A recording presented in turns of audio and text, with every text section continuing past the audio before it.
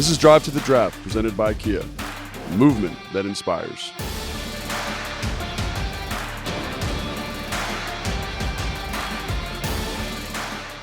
All right, this is a drill I'm really glad we're going to get to see here is the gauntlet drill. We saw the receivers do it earlier today, and I think it's really important we get to see it now because I want to see how these guys catch on the move. I don't want to see them slowing down. I want to see if they're nice hands catchers.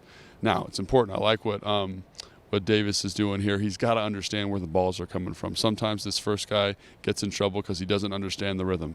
Catch the one in front of you, turn around, and then start running. Let's see. Nice job. Nice hands catcher. He, on film, catches the ball very nicely. At the Senior Bowl, caught the ball very well. That's excellent. I know he didn't run the way he wanted to today, but that's an excellent way to start that drill off. All right, Quentin Johnston's up, number 30 here. He is probably the most physically imposing receiver in this draft, and golly, I love on tape watching him run, and look how smooth he is on that. No deviation from the line, didn't fight the ball, which is a big deal for him because everyone I talk to questions his hands. Is he a true hands catcher? How does he see the football? And right there, I think it shows you that he's got it in him to be a hands catcher. This is Jackson Smith-Njigba, everyone's favorite receiver. Had a hamstring injury this year at Ohio State. Kept him out for most of the year. Only played 2 or 3 games, if I remember correctly. Is kind of that Amon-Ra St. Brown type guy, Cooper Kupp style of guy, hyper slot receiver. A lot of people are worried about his projection to the next level because they're concerned that he won't be able to run routes outside. You don't want to be taking a receiver in the top 32 picks who can't run routes outside. But a lot of people say he's just such a detailed route runner that he can get it done. So I'm super excited to see how he looks in these drills. He hasn't done a lot of football this year, but, man, if he comes out and does an excellent job like people expect him to do, I think that's an exciting proposition for him personally. All right, so C.J. Stroud's up on this out, and we talked about this with the first group. This is one of the toughest throws in football. You want to see good timing here. You want to see it be on rhythm. Here's Quentin Johnston from TCU, and gosh, he is look at how sudden he is he keeps every time I watch him, I'm watching him catch the football because everyone says he can't catch the football, he doesn't have natural hands. That's not what I've seen today. Anthony Richardson's up throwing the ball, and I mean that ball is out there. That is a 10, 20, 30, 40, 50, that's 60 yards almost in the air that he's throwing. Anthony Richardson, receiver laid off the ball. Kind of lazy throw out there. I think the timing there gets a little screwed up by the receiver being late. That's unfortunate because all these throws are valuable. C.J. Stroud's up now. Let that lacked a little bit of juice there. And when you compare the arm strength one to the other, Anthony Richardson has what I'm looking at right now to be the best arm in this class. Now that's a nice throw. But the way the ball jumps off Anthony Richardson's hands makes him special. Now, a good arm, physical tools does not a good quarterback make. And today, C.J. Stroud has shown why he is a more highly lauded prospect. And that's because he's accurate, he's consistent with his footwork, there's no deviation. Will Levis, let's see it, Will. Come on, you're supposed to have this big arm. Put it out there. Come on. Let's let it rip. He's got a little smile on the camera there. Arm punt this thing. That's a nice ball. That's a nice ball. That looked effortless. Get to the top of your drop. No hitches, no baseball throw. Put that sucker out there. That was nice. That's what you expect to see from him.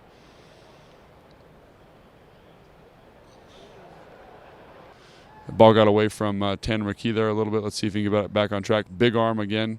He's shown it off. Excellent job on the outs earlier. Let's see what this looks like here. Put that ball out there. That's a nice throw. That's a nice catch. That is a good connection. Fantastic job by him there.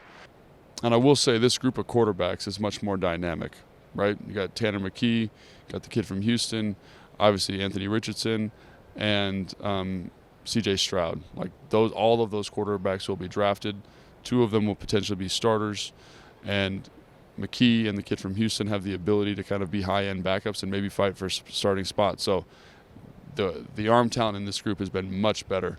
All right, starting off with the long pull drill. And so what you want to see here is how they come around this corner. They're going to have to make kind of a hard right turn here. Oh, this is Steve Avila. Let's take a quick look at him. Around the corner. That's a nice job. Just don't get too slowed down. Sink your hips. Get low. Keep your feet under you. And a lot of people say, well, why is it important to gauge offensive line athleticism? All these guys were good college players. When you watch them, you say, man, that's a good college player. The problem is, how do they project? And athletes at the offensive line position project really, really well. And this is one way to kind of look at a guy and say, he can bend, he can move, he can react the way we want him to react. Defensive ends, their arms are getting longer each year, they're getting quicker each year, and pass protection is one of the most challenging things to do in the NFL. And that was Paris Johnson Jr., probably going to be the first tackle selected. You see the length. Broderick Jones here. I think he looked a little bit better here than the mat drill. Remember how deliberate he was, not really understanding the drill. Peter Skoronski, pull, a little tall. I won't say disappointed, but he's a little bit stiffer than I thought he'd be, Skoronski. So this drill is going to look a little unusual, I think, to a lot of you fans at home. And basically what it's working on is it's a pass protection drill. And so you want the offensive lineman to kick, punch, and kick. And so what you're looking for is no dead feet. Do they keep their base? Do they keep their shoulders square? Now, someone who's really good at this in the NFL is Lane Johnson, for example, right? He's excellent at this. He's probably the best right tackle in football. Him and Tristan Wirfs are both good at this. Name a good pass protector, and they're excellent at this drill. So this is Steve Avili from TCU, one of the top guards. Let's see what he does here. Kick, kick, kick. And you can always tell when it's a guard, right? It's such a tight pass set. And I think they're going to call him back because his hips kind of were starting to open up there. Stay square here, Steve. Trust the technique. Nice job. Kick. That's a little bit better. Yeah, that's much better.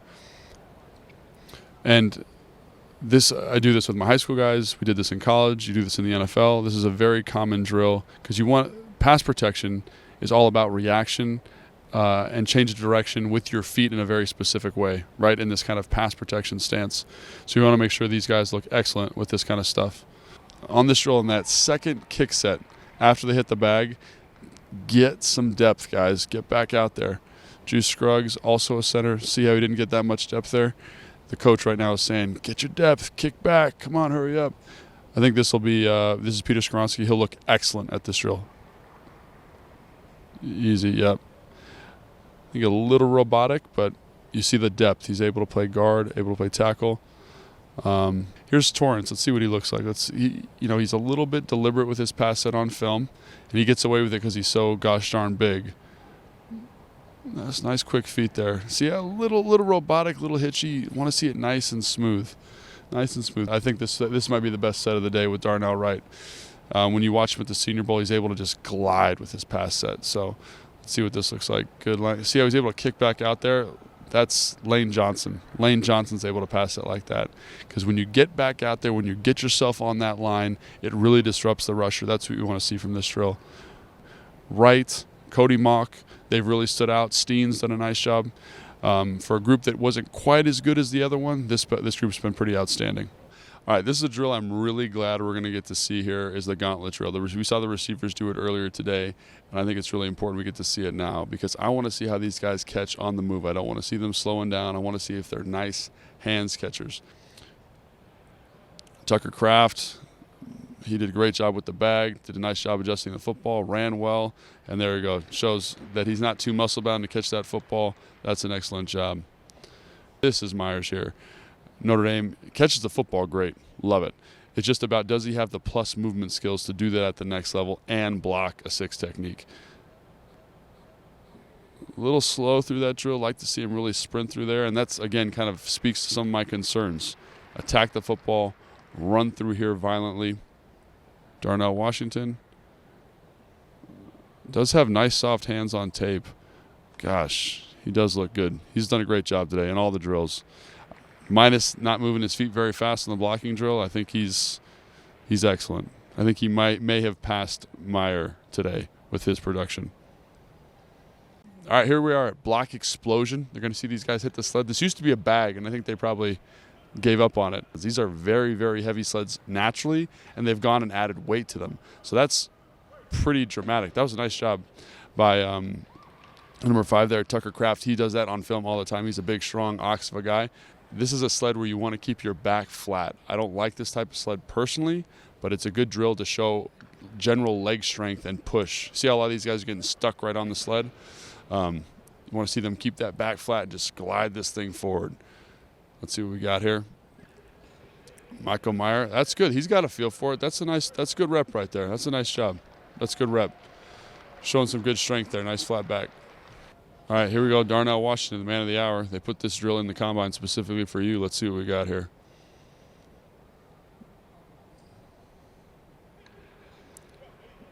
Oh, yeah, there you go. That's about as easy as you can make it look. I mean, you'd like to see his feet move a little bit quicker. That's one thing about his film that I don't love. He's got slow feet after contact, but he's never had to play against anybody that has challenged him in that way because he's just so much bigger and stronger and faster than everybody. And you see how strong he is right there, how that sled just glides off the line there. Very tough. You can tell the first couple guys didn't quite get it. Got another shot at it there. Much better on that out. Kind of a fun drill to watch. Some different technique things there. Obviously, no one explained to them that this was the type of sled they were going to be using. Some of them had a hard time with it. But overall, I think a nice job. All right, running backs are up. I'm really excited to watch this group. But the Commanders are looking for something very specific. They're looking for a smaller, faster, pass-catching running back. And there are a lot of them in this class. It's just about what is your flavor and when do you feel the value is best. So there's a whole bunch of names. Jahmyr Gibbs from Alabama is probably the main guy people recognize. But there's a lot of running backs. We're going to get to see a couple of them today. A-chains up, a little different bag drill here. Hit the hole, make your cut, and then burst. And he's a guy that I think is more of a long strider, not super tight with his cuts, but man, he is a home run threat through and through. I mean, they're all so consistent. You know, sometimes you come watch these drills and there's guys, oh, this guy's not going to be good. This guy's having a hard time with this. And the consistency with which, excellent move there by Zach Corbenet from UCLA. Just the suddenness that these guys are moving. And I've said it already. And this is Gibbs from Alabama. Let's watch him real quick. Effortless. Home run waiting to happen. You see kind of why people keep comping him to Alvin Kamara. I think it's partially the dreads. I think they're different players. I think he's a little bit more of a home run threat than Kamara. I don't think he's as big as Kamara, but like he's the way the position's going. I love watching him. And it's important to note, Randy Johnson is running some of these drills, you know, so you can hear his voice all the way up here where we're sitting. Keaton Mitchell, again, I think he's a little bit more sudden than a guy like A-Chain, so brings the elusiveness, but also the home run threat. I really am a fan of his. Bijan's up. I mean, so smooth on the cuts. You know, there's like hardly an element of deceleration. All right, they're starting to catch the football here a little with the running backs. This is a burst route. So basically what they're doing is going to play like an out. You want to see them get to the top here and throw some type of move to disrupt the linebacker that's matching him. The coach is playing that linebacker spot. There's Corbenet from UCLA, and you like his little twitch there at the top. This is something that all running backs are going to have to do in the league. So you just like to see an ability to do that. 7, push your depth, get up to that line. This is Gibbs here from, love that little choice, little hesitation. He catches the football so nice.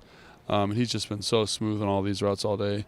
And, you know, we were talking about this off air. I have not seen running backs at the combine catch footballs this well. Every single one of them. Like I said, the first ball on the ground was the one you saw in this segment, and it was a bad throw by the quarterback. So it just speaks to kind of the direction and the skill level of this class specifically. This is such a fun running back group to watch. This is probably the funnest day of the combine I've had so far. All right, we're starting with A-Chain here on a wheel route. It's an opportunity to just see how these guys adjust to like a go ball. A lot of running backs don't do a good job. That's excellent by him. That's excellent. Charbonnet Zach, I mean, he's literally been very impressive. You see kind of why he's kind of, you know, I don't want to say the most well-rounded running back in the class. Catches the ball well, runs good routes, scored a touchdown there. I like to see that. There's Gibbs, man. Oh, little chink in the armor there. All right. Oh, all right. Gibbs is going again. Mad about dropping the wheels. Run, run, run. There we go. That's what we need right there. Nice job. Way to redeem yourself. This is Bijan right here, and everything he does just looks tremendously smooth. You know, any cut he's had to make, any catch, any double move, any route. He's just shown why he's the best back of the class, why he's a generational talent. So that concludes the running backs, and man, that was such a fun group to watch. Everybody came out and just put their best foot forward. No drop passes. I think there was 2 drop passes on the day, and a lot of them was because they had the coaches throwing the footballs at the end of the drill. Obviously, the big names stuck out, but some guys that Commanders fans should be keeping an eye out for are Eric Gray from Oklahoma, caught the football exceptionally well, ran good routes. Not the burner that I think some of those elite pass catchers are, but a very skilled football player. Keaton Mitchell from ETU is very, very fast, high pass game upside with an explosive burst that gets you excited. Tajay Spears, probably one of the best route runners in this class that's not in that top tier of running backs. Each event, Senior Bowl, Combine, he just keeps getting better and better, so I don't know. He might be pushing himself into that second and third round range, which would kind of be out of reach for the Commanders. And then Deuce Vaughn, he's 5'6", he's going to get pushed down boards, but he is exceptionally quick. He caught the football well. He shows a nice route running savvy. Those are the guys I'd keep an eye on for you guys in the later rounds of the upcoming draft.